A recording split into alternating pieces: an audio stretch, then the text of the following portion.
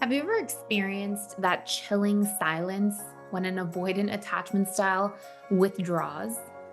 Well, this video will explore the deep seated reasons behind the avoidance emotional shutdowns and offers actionable steps so that you know exactly what to do in this situation going forward to help the avoidant open back up, but also to make sure that your needs are getting heard and met and that you're not getting stonewalled or iced out because that's not a very comfortable feeling. And my hope is that by the end of this video, you have this nice, simple roadmap of steps that you can take to really help you thrive in your relationships going forward. And I'm hoping that this can actually transform your relationships and connections in a really healthy way for the long haul as a result.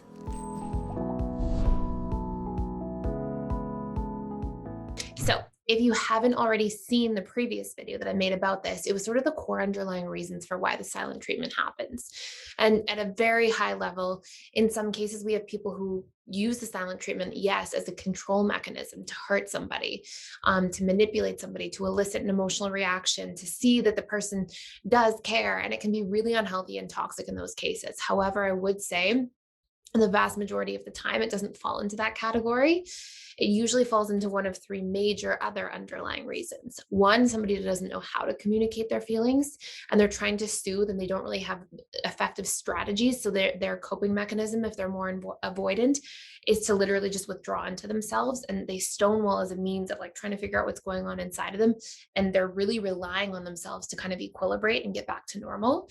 Number two can be that somebody doesn't know how to express their feelings and they don't know how to soothe through somebody else and they feel unsafe to do so. They don't believe that they'll be understood and they feel sort of like hopeless and helpless around this. And so, because of that lack of perceived safety, they withdraw from that perspective.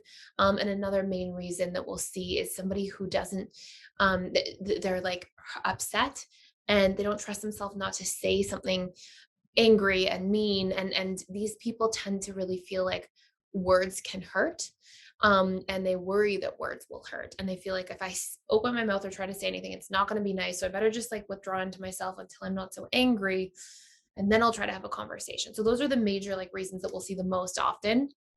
And it is important to note that yes, there are people who can do this for toxic or malicious reasons, but it's really, if you go watch the previous video, I go into more of that there. So what I want to do in this video specifically is give you a few key steps for how to handle the silent treatment if you're experiencing this in a relationship. So step number one is, and this is like, for different contexts, right? So this specific context that we're going to cover is going to be if somebody's giving you the silent treatment for a fairly short period of time, but it's like, it's not like weeks or days or months, but it is, for hours, maybe a couple of days even, and you're feeling upset about this. And this is specifically for the people who are not toxic. If there's somebody toxic who, by the way, if you're seeing like control manipulation tactics in relationships and it's not, it's not healthy and you're seeing this pervasively, it really is probably time to leave that relationship. And I'm talking about like not controlling people, but people who just have a subconscious coping mechanism to withdraw within, but it doesn't make you feel good because maybe you lean more anxiously attached and this is triggering. And so you want to have a conversation to stop this from happening and work through these patterns so that we're not relying on silent treatments as some kind of coping mechanism. And instead we feel like we're empowered to communicate through problems in the relationship. So this is specifically the context I'm talking about this within. So number one, you want to validate that the other person's in pain. This is the most important thing we can begin by doing, because when somebody sees you're in pain, and we talked about some of those underlying reasons for why the silent treatment can happen, well, now all of a sudden somebody knows, or sorry, when you see that somebody else is in pain, when we talked about those underlying reasons, it was like because somebody feels unsafe, they feel misunderstood or unheard, they feel afraid, they don't know how to start the process of soothing through somebody else. So by doing this, you're kind of addressing a lot of those core underlying reasons why this is probably happening to begin with. And when somebody's in silent treatment mode, it's not going to go well if you start saying all of your pain points. They're so raw at that point, even though they seem cold underneath that, they're really cold because underneath that they feel too raw to even like go near a tough conversation.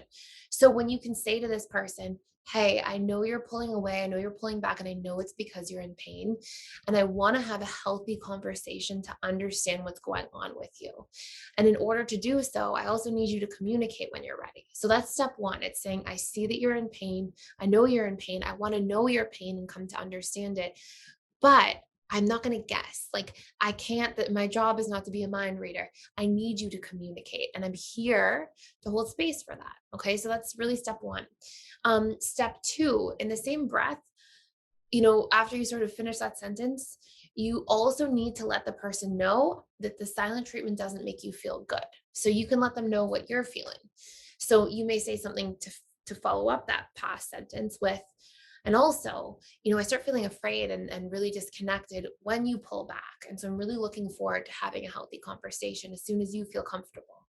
So it's saying, and what I'm showing you here is that there's validating the other person's emotions and letting them know that you're here to have a safe, harmonious conversation. Okay. Your intentions are good. They're to work through things. They're healthy. And then at the same time, you feel a little afraid too, and try to use, when you use the emotion to express what you're feeling, not like I feel rageful, I feel angry. Don't use aggressive emotions. Use things that are truly vulnerable. What's underneath that anger or frustration? Maybe it's fear. Maybe it's feeling of helplessness. Maybe it's a feeling of confusion. So try to use those emotions that are more vulnerable and less personal to the other person. And by the way, as I give you the next step here, if you want to do a way deeper dive into this, 2 courses that I recommend, and we have a 7-day free trial for, which the link is in the description box below, the How to Repair Any Relationship course. We talk so much about how to communicate through tough conversations, challenging moments, how to help the other person regulate when you're in a challenging circumstance in accordance with your own boundaries, and also the conflict communication course, which breaks down different steps in a lot of detail. And we also have a communication scripts course that has a lot of different scripts available to you if you need sort of like, how I share these scripts. I say like, start by saying X, Y, and Z, and I say specific things. It's literally a list of like 60 different scripts that are just specific for different specific scenarios. And the course has those modeled out to you. Anyways, so you can check those out literally for free for 7 days by clicking on the link in the description box below. So you want to let that person know how the silent treatment makes me feel. And then the next step is to state your intentions. And the intentions that you state are going to be based on like the degree of silent treatment that's happening and why it's taking place. So your intentions may be something like, when you're ready, I definitely want to have a healthy conversation. I want to talk about our needs and how we can properly resolve this so we can be in a really great space together again. So do you hear the intention in there? It's like it's the so that we can be in a great space together again. My intention is to get in a great space with you again. And we try to use language in here that unites. So things like together again, and things that are, let's both work through this. We can do this, things that are we, togetherness, all that binding language that says, hey, we're on the same team, essentially.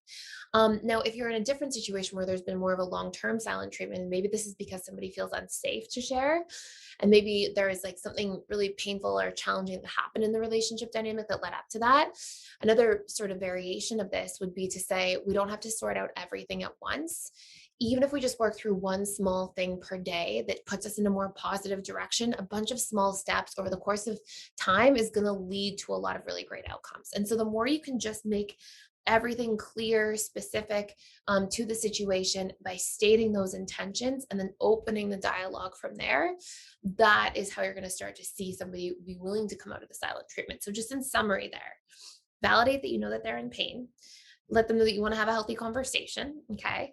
Then let them know how you're feeling when they withdraw so that they can see, because most people, when they're in silent treatment, they don't actually realize that they're hurting the other person. Some people do, absolutely. And yes, people can be toxic and manipulative and do all that stuff. But honestly, the vast majority of the time, somebody's just pulling back out of like survival mode and trying to cope. And when we're in that raw mode, you don't know that, oh, I'm hurting somebody else around me, because you're so internally focused on just trying to figure out your own stuff for a moment. So by letting somebody else know it doesn't feel good for me, it's also very beneficial because you're taking yourself into consideration and giving the person a chance to see you too. And then step three, stating those intentions, being really clear about what they are, using that connective language. And then, of course, if it's because of a giant situation that's happening behind the scenes that's led up to that, letting them know that you can take, one small step per day if the person's willing to just give you a little bit each and every day. So hopefully this makes sense. Obviously, this is just like a start to this topic. There's so much more we could discuss about this and in so much more detail. But hopefully this makes a lot of sense. Thank you so much for watching. Thank you for being here.